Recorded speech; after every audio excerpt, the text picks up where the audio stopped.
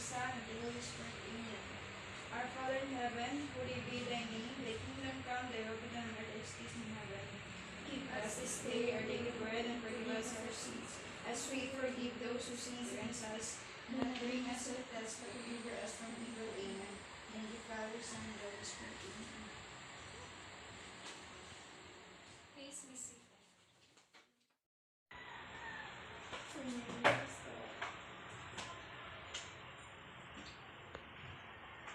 Say present when your name is called. Artosa Prisha, present. Artosa Grayson, present. Artosa Janine, present. Arapo Catherine, present. Alaferni Sana May, present. Okay, so good morning everyone again. So before we start with our discussion, let's start with activity or with motivational activity. So you have to identify or guess if where does the moon belongs in every planet. So stand up now guys and answer the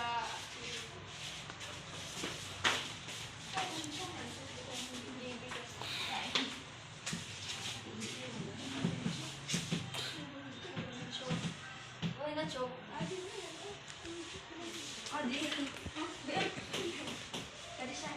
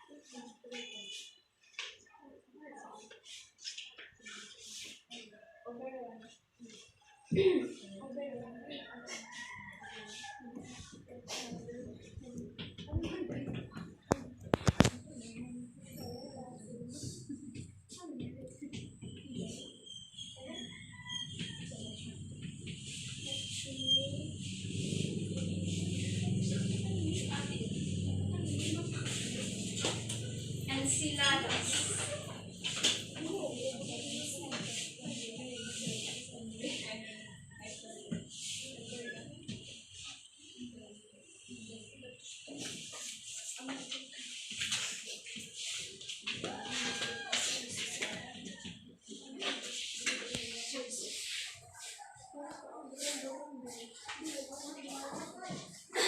Okay, let's check who among from the group got a more and got a correct answer rather. Sorry. So Earth is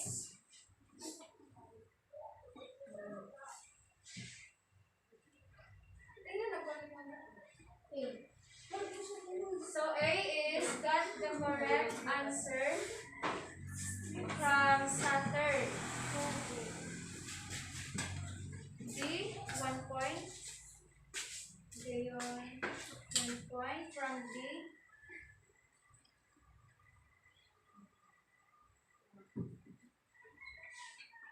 Proteus. Proteus is from Neptune. Titania, wrong. Phobos, wrong.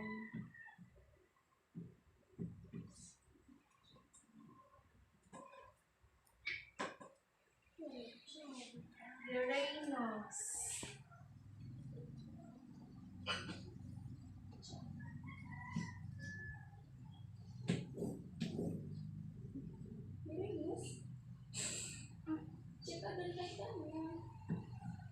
Sorry.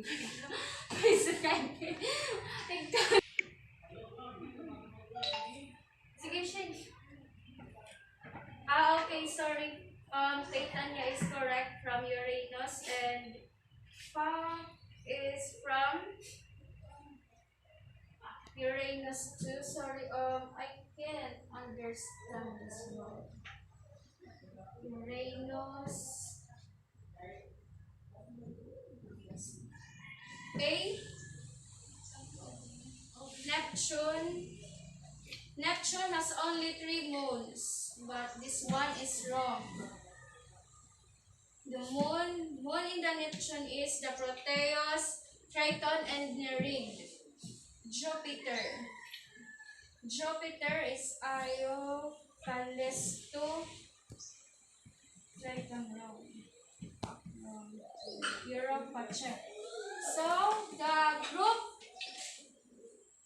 na nag-win is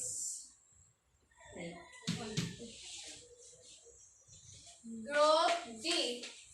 So, Group D get the correct answer of 4.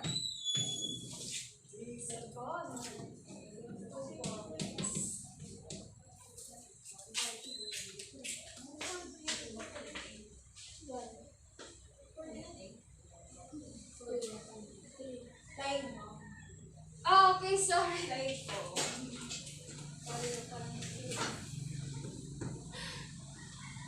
So, it's a time. I'm sorry, class. I'm sorry, class. So, okay. Thank you, class, for the cooperation.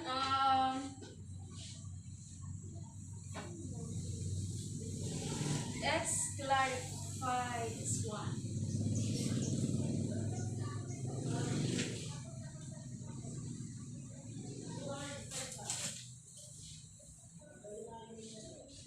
So the morning Earth is only 1, and this is Luna. Luna is our only moon. So as you observe in our moon, di ba meron kayong nakikita parang dark area of the moon? Yes. Is it right? Yes.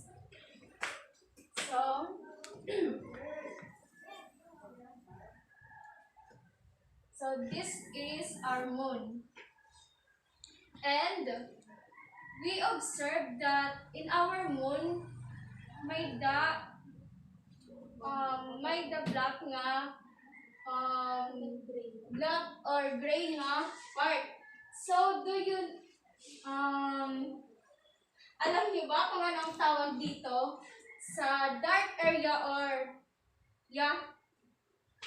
do you know, guys? So our moon is may the volcano. So the black part or the black part in our moon is the volcano. The volcano is called the mare volcano. Before, the volcano in our moon is active, but so before the volcano is active. So before yon, but now I don't know the reason why does the volcano in our moon is very not active. So mas mo pwede ba, guys, if very not active it atol volcano hamon, because we don't know if what will happen if the volcano in the moon is continue erupting, right? So we don't know if ano't matatabuha aton if continue mag-erupt it volcano ha moon or he mere volcano. So let's proceed to the other one, the moon in Saturn. Moon in Saturn is Enceladus, Tethys, Dione, Rhea, Titan, Hyperion, Phoebe, and Lapidus. So that was a moon from the Saturn active, or it can be seen as of now. So in Pluto, sorry, but I forgot to write here the imagine of Pluto, which is Charon. I'm sorry, class. So Pluto is Pluto has only one moon. So now Pluto is don't belong in our solar system. Why? Because Pluto is kumbaga nahimo na lang nga star. Yeah. So Pluto is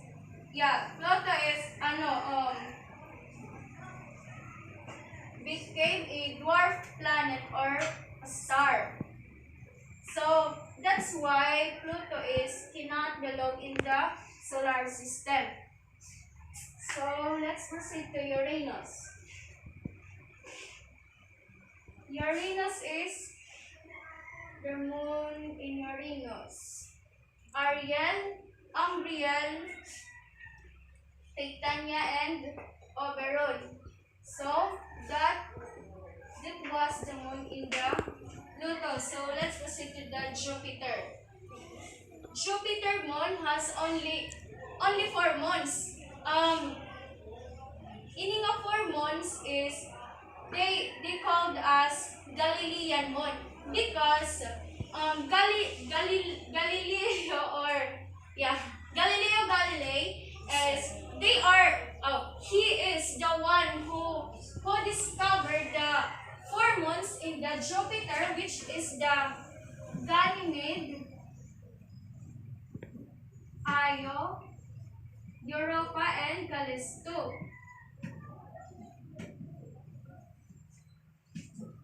So, do you get me, guys? Yes. So, do you have any questions about our activity? So let's proceed to the next one. Before we start with our discussion, let's have an activity first. So our activity is you have to guess or identify where does the moon belongs in the solar system. So let's write first the different moon from the different solar system. Io, Oberon,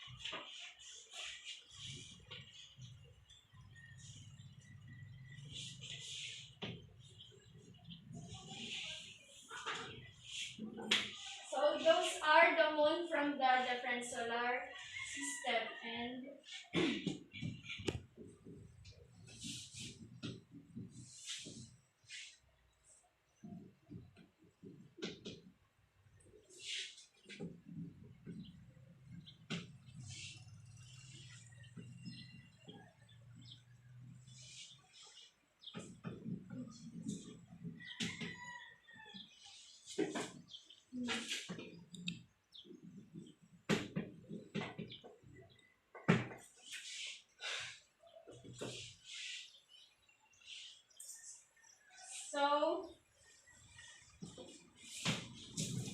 ini nga nakasulat yung mga moon is you have to guess kung may na belong kung if they are belong to Earth, Saturn, Pluto, and Uranus, Neptune, and Jupiter. So first, before we start with this, I will divide you into I will divide you into two. So may the group nga duduhala and then and the other group is 3. So choose your group na lang. So group A and group B. So pinakadako yung score. May nakita nga dito, may atin nga dito.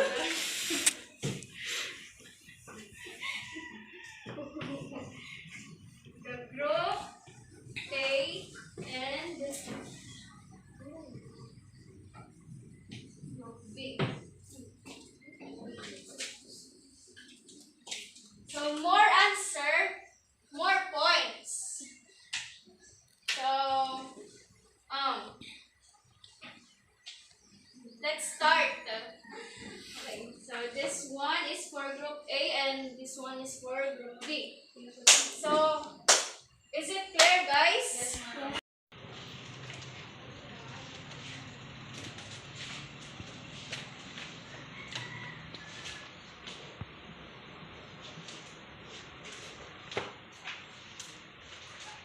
So, our topic for today is about the rings, moons,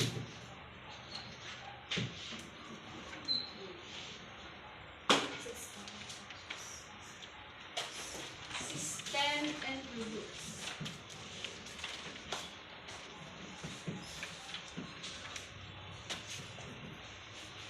So that's why our activity is start about guessing on what on where does the moon belongs in the solar system. So let's start with the rings and moons in the outer solar system are not composed of the same materials. Do you know what why they are not composed of the same material? Anyone or who have an idea about this? Miss Hannah May, do you have any idea about why does the moon do not compose in the same materials? So the question is, why does the moon and rings are not composed of the same materials? Since they form in different lower temperature, cool enough so that the large quantities of water, ice were available as building materials. So, correct. So, they're not composed of the same materials because due to its temperature.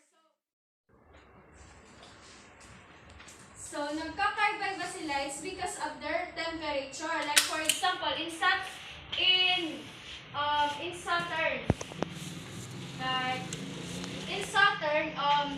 like for instance, in Saturn meron siyang high temperature while in Uranus is meron siyang low temperature. So hindi talaga sila magkakaroon ng materials or ng ibang like for example sa the Ayu and Ganymede. So they are may kanya-kanya silang material or they have their own uniqueness. That's why why does the ring and moon are not composed of the same material? Because there are planets nga moderate temperature, and then there are planets also nga they are made of ice or hausa nga planet dire ba icy nga tuwaira, or should I say water composed of water sa nga planets.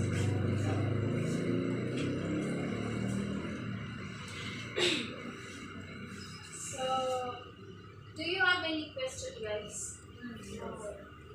And so it's first. Let's proceed to the other or to the next activity.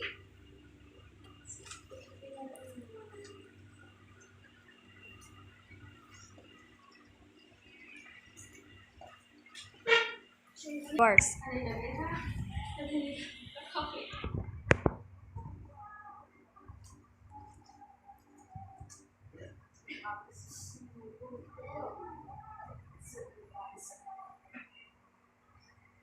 Ate, pwede siya naman tuwad kay ilitarap akong bago. Sige. Time our activity is I will call you one by one, and you have to answer my question. So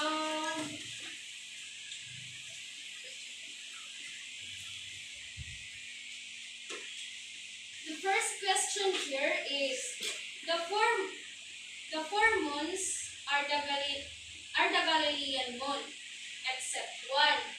So before we start,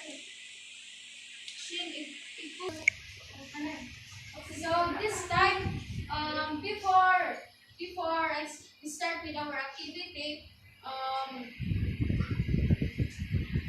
if hinap matamaan ni nga chok is they are the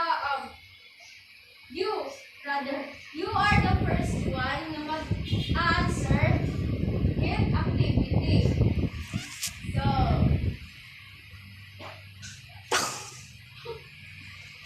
So Miss Catherine, you are the first to answer the activity. And the first question here is, the four moons are the Galilean moon except one. So I will name the moon or the Galilean moon, and you have to guess if, or you have to find if.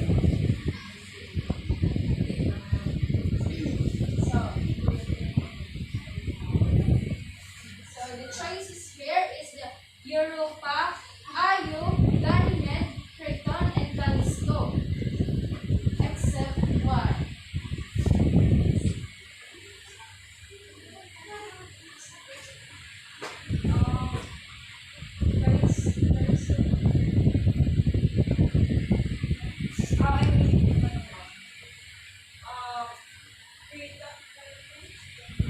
Yes, so since our Galilean moon are the Ganymede, Io, and Callisto, Europa, so Miss Kat is correct. Triton is not from the Galilean moon, or it's not a moon from a Jupiter, or not a Jupiter moon. So Triton belongs to what moon? Jupiter.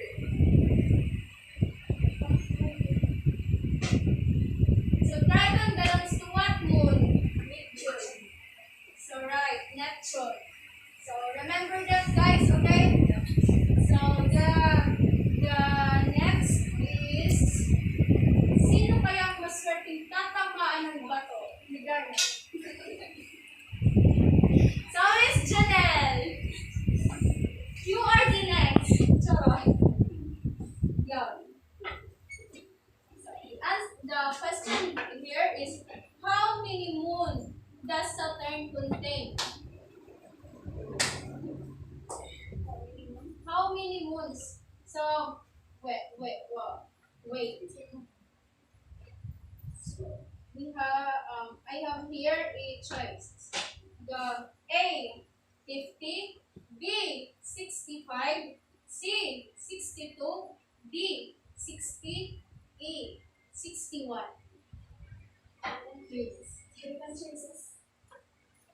The choices here is A 50, B 65, C 62, D 61, E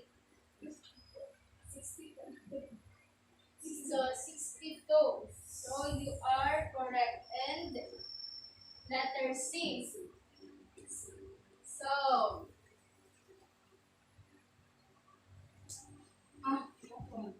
Krisha, you are the next one. Ikaw mas natamaan ng bato ni Darna. So the next question here is, it is a characteristic of Ganymede moon except one.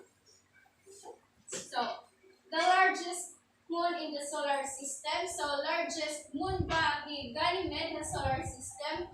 So, the next one is younger than the lunar Maria or the Martian volcanic plains, perhaps 2 to 3 billion years old. C. Some surface features could be as young as the surface of Venus, a few hundred million years. D. Has a magnetic field. E.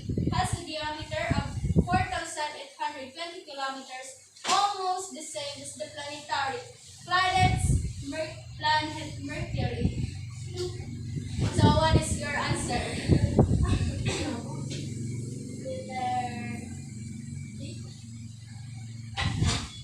So letter D is a wrong answer. The characteristic of a Ganymede moon is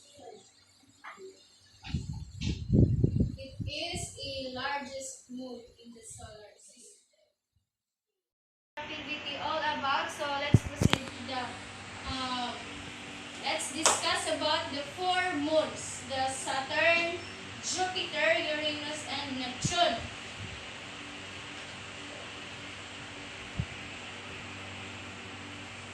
Jupiter has 67 known moons, but Jupiter has a 4 known moons. The large moon in Jupiter, which is the Callisto, Ganymede, Europa, and Io, and sometimes they are called as what? No. Yeah. Sometimes they are called as Galilean moons. Because as what I have said earlier, Galileo Galilei is he is the one who discovered, or the proponent of the discover of the 4 moons, of the 4 larger moon in the Jupiter. So the smaller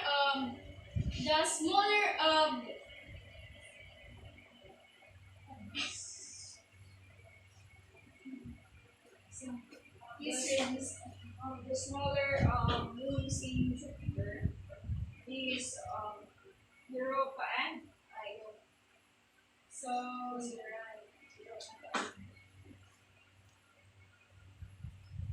So since Io and Jupiter are they are same size na yahan aton moon. So if our moon is like this, so maybe the shape or the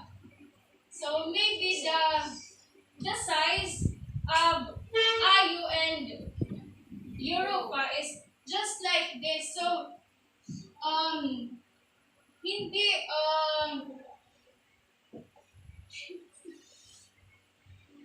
just like this, hindi magkalayo yung size ng moon natin at saka yung Europa and Io.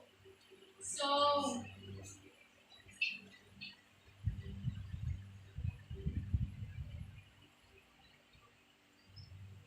while the larger moon are the Ganymede and Callisto are about the same size as the planet Mercury. So while Callisto and Ganymede is magkaka-size na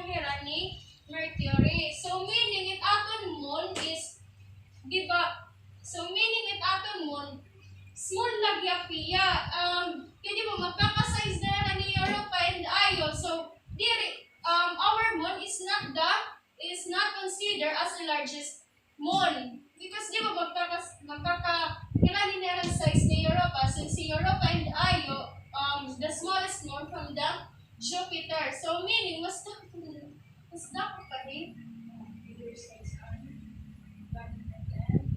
Ganymede and what?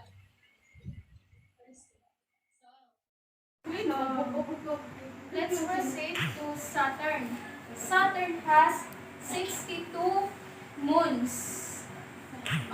The largest of the moons is Titan, is almost as big as Ganymede. So, the largest moon has Saturn is Titan. So, if Jupiter is, and the largest moon is Ganymede, so has Saturn ni Titan. From the word Titan Dako. Titan. Dako. Or big. Yes. So,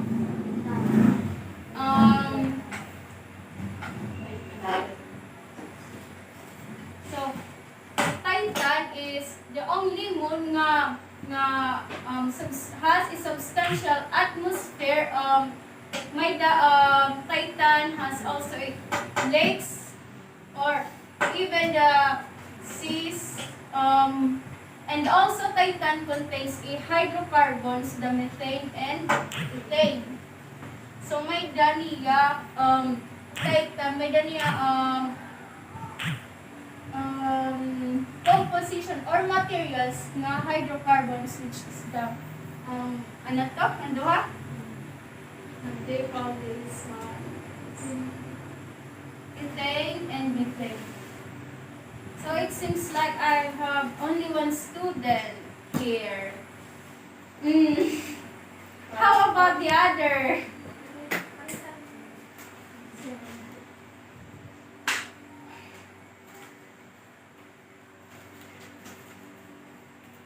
So the rings of Saturn is one of the most impressive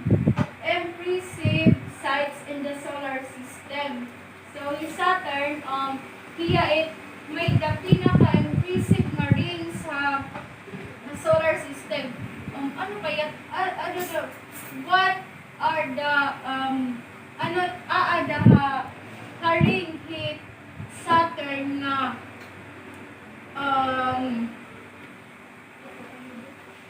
pinaka-impressive na Neptune. Neptune has 14 moons. The most interesting of this is Triton. So, pinaka-known moon ha Neptune is si Triton. Relatively large moon in retrograde orbit. So, if orbit is retrograde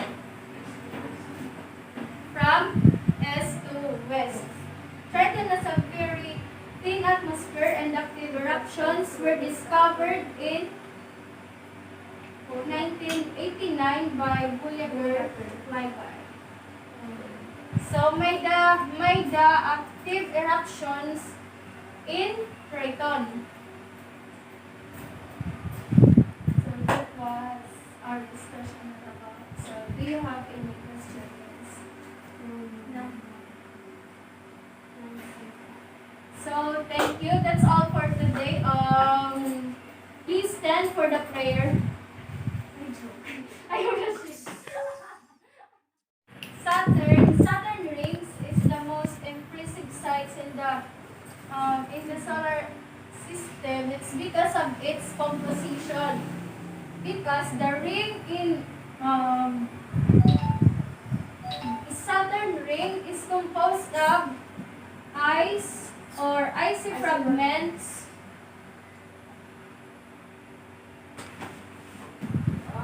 The Saturn rings is the most impressive site in the solar system because it composed of icy fragments or water ice, which is typically the size of ping pong balls or basketballs.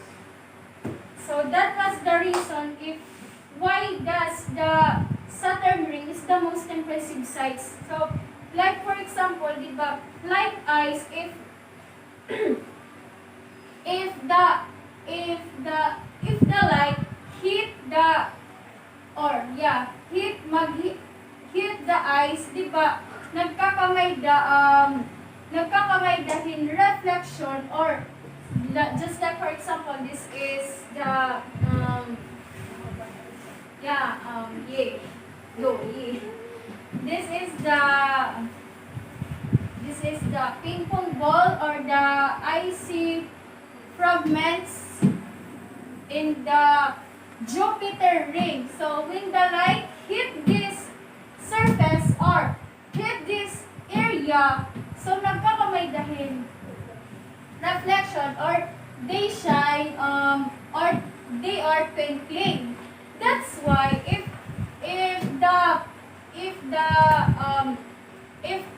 may da makakakita or if someone nga or if they are if someone may da makakakita they can see nga wow but they are maa-amaze nila or even kita if bumita kita ito nga Jupiter rings. No, rather it's Saturn rings. So let's proceed to the Uranus. The ring and moon system of Uranus is tilted at 98 degrees, just like the planet itself. It consists of 11 rings and 27 currently known moons. The 5 largest moons are similar in size to the 6 regular moons of Saturn, with diameter of 500 to 1,600 kilometers. 500 to 1,600 kilometers.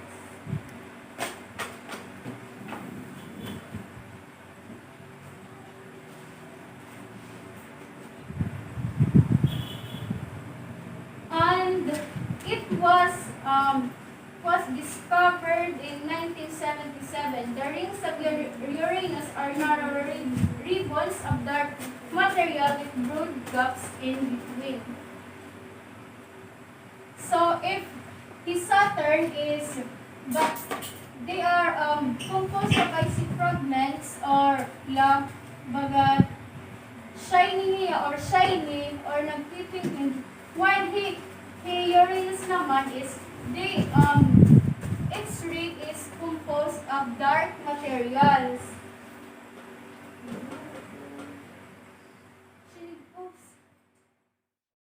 That's all for today, guys. So I hope you learned from our discussions and our discussion rather. So it's time to go home. So keep safe, everyone. Thank you and